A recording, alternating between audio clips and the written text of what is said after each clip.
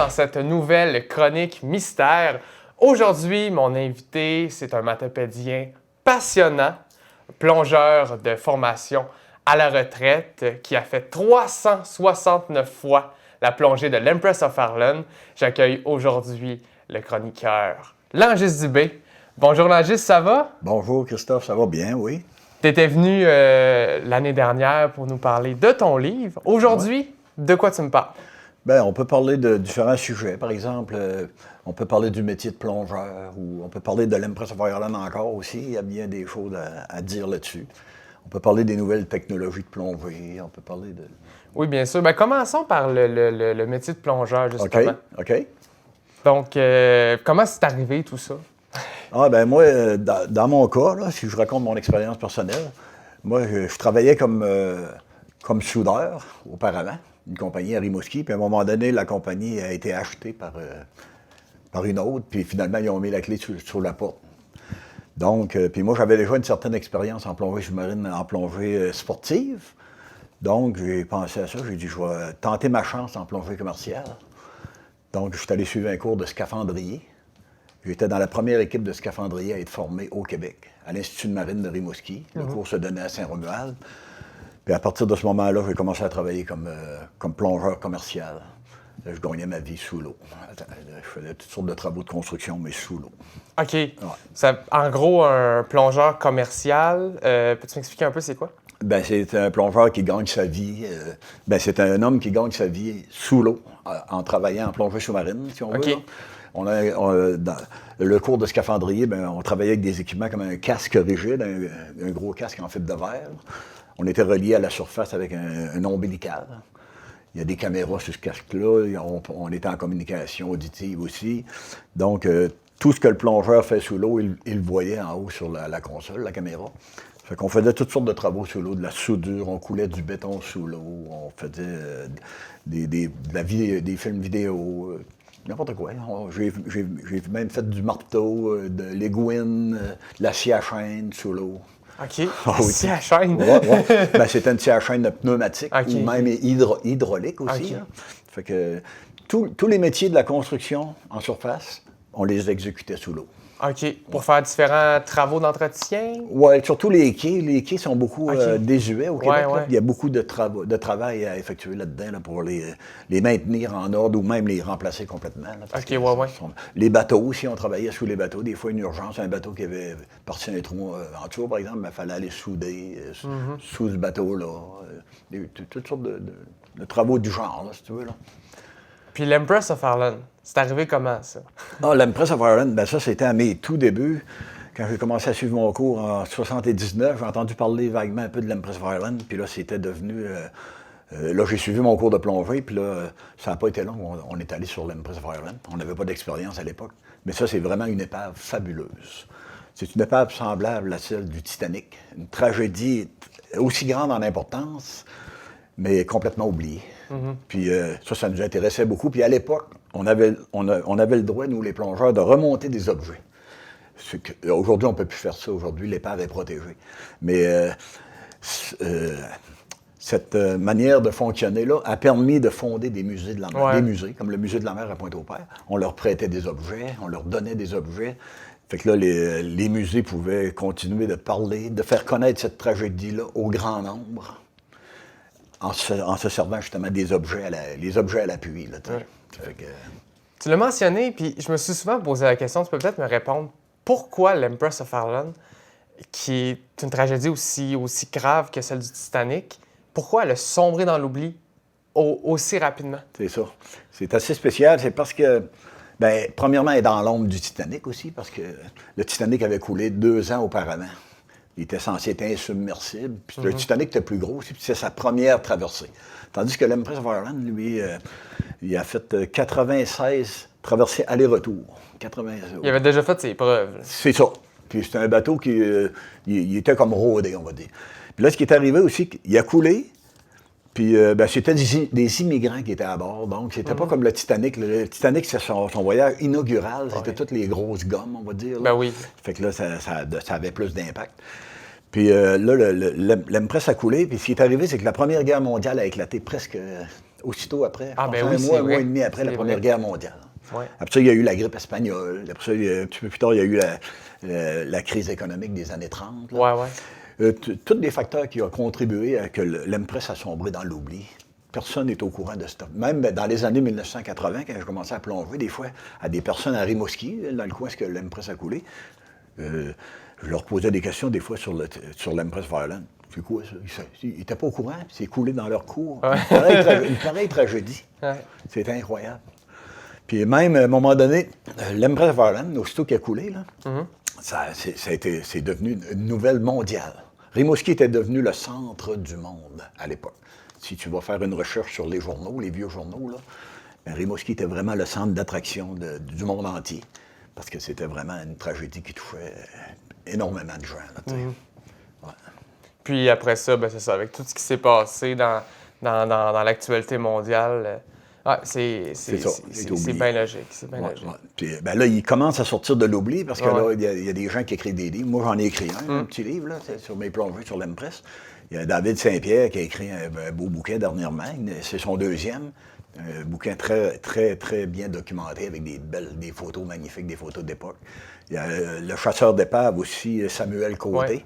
Samuel Côté, il a écrit historien, réalisateur. C'est ça. Il a fait des documentaires sur l'Empress of Ireland. C'est toutes des petites choses, on va dire, qui se greffent ensemble, puis qu'à la longue, bien, ça contribue à faire connaître, à faire rejaillir cette histoire-là qui était complètement oubliée. Le monde commence à être plus au courant, là, tu sais, de la tragédie de l'Empress. Oui, on en parle de plus en plus dans les médias, dans les livres, dans les films, mais moi, je pense aussi que ce qui a fait ressortir l'Empress, c'est aussi les plongeurs comme toi qui sont allés sur l'épave au tout début. Oui, au tout début. Dans les années 80, c'était complètement oublié. Il n'y avait personne qui... L'épave a été redécouverte justement en 1964 par des petits plongeurs de Gatineau qui étaient venus ici, ils ont fait des recherches, puis ils ont redécouvert l'épave en 1964.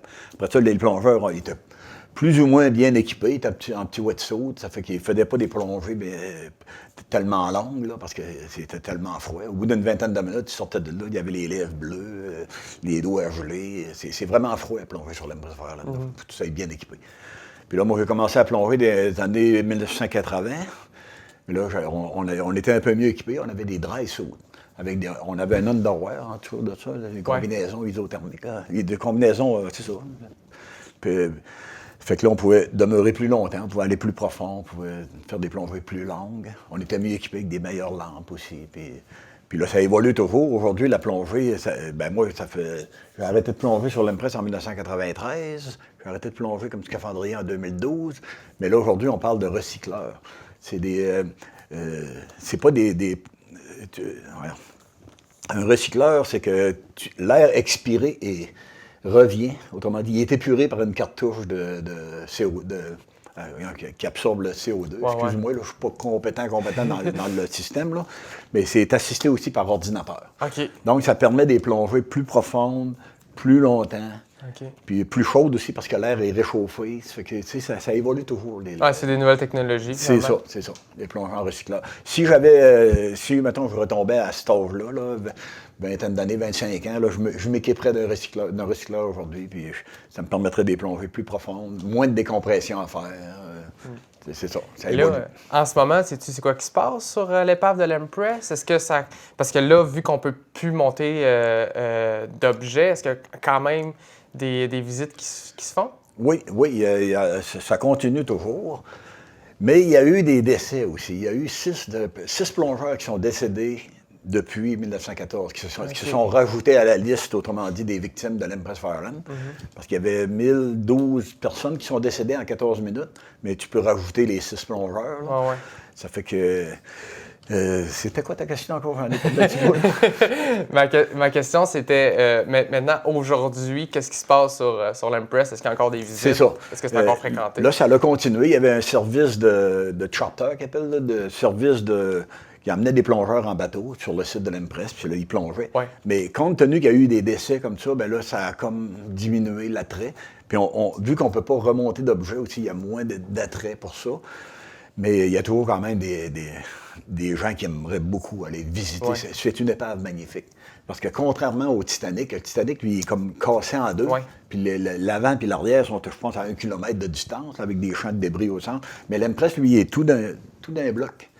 Il est pratiquement intact, la coque est pratiquement intacte. Il y a des petits trous peut-être ici et là, mais c'est pratiquement intact.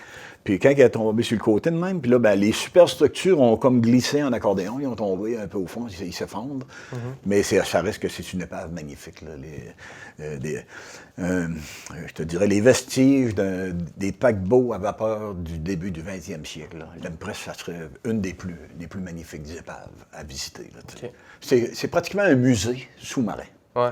Ouais, pour les plongeurs, c'est vraiment un attrait à aller plonger là. Tu entres dans le passé, c'est une épave là, magnifique. Il y a des dangers, c'est sûr, de pénétrer à l'intérieur. Mais si tu fais attention, si tu demeures à l'extérieur, il n'y a pas de problème. Tu es sûr que des fois, les conditions sont changeantes. Des fois, c'est magnifique, d'autres fois, c'est quasiment...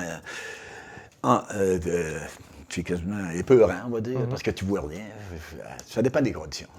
Oui, bien c'est les conditions du fleuve. Hein. Le fleuve Saint-Laurent, ça bouge. Ça prend quand même des plongeurs assez aguerris pour aller là. Pas un débutant aller là directement, là, s'il n'y a pas de guide, là, c'est vraiment pas conseillé. Quelqu'un qui n'a jamais été sur l'Empress, c'est recommandé d'y aller avec un guide d'expérience. Un guide, quelqu'un qui connaît l'épave, qui connaît... Parce que les conditions sont quand même assez difficiles. Même si c'est à seulement 4000 et demi au large, les conditions sont changeantes. T'sais, les vents, la vague, la brume, le froid, c'est pas chaud sur le fleuve. Le fleuve Saint-Laurent, l'eau est très froide. Là, fait que, c'est ça qui met un peu de difficulté. Puis aussi, les sédiments qui se sont déposés au fil des années, quand on touche à l'épave ou qu'on entre dedans, c'est ça le problème, c'est que les sédiments, c'est une petite boue très, très liquide, très légère. Ça lève, puis tu perds toute la visibilité. C'est ça le danger, si tu rentres à l'intérieur, de ne pas être capable de retrouver la sortie. Donc, il y a des techniques à suivre, comme s'attacher une corde, par exemple, puis suivre la corde. Là. Fait que c'est ça, en général.